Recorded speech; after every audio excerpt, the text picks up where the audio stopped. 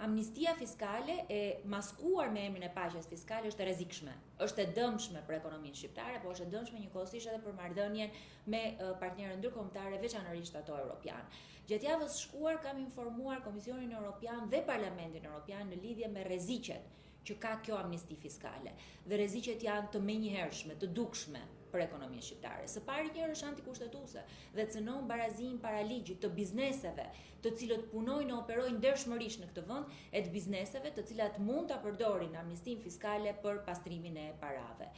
Kanalet të cilat do të hapë për bizneset të cilat nuk janë të ditur dhe të identifikuar që do të përfitojnë, janë burimi kryesor që mund të pastrohen para në të ardhmen në Shqipëri dhe veçanërisht në sektorin e ndërtimit që është kthyer një gangren për ekonominë shqiptare.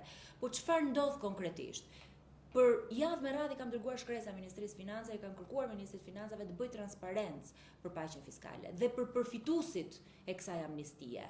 Cilët janë kompanitë që do të përfitojnë, a janë ato evazor fiskale, kanë ato përfituar koncesione, partneritete publika-private, tendera, dhe Ministria e Financave ka refuzuar.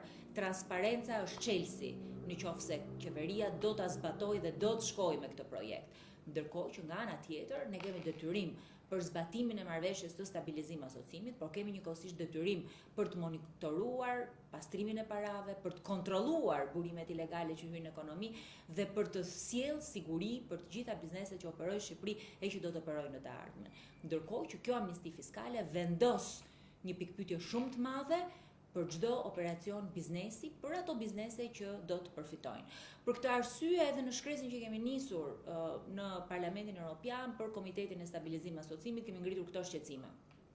Do të vazhdojmë ta ngrem shqetësimin e amnistisë fiskale, rrezikun për ekonominë, bazën jo kushtetuese mbi cilët ngrihen, po nga ana tjetër dhe rrezikun potencial për pastrimin e parave.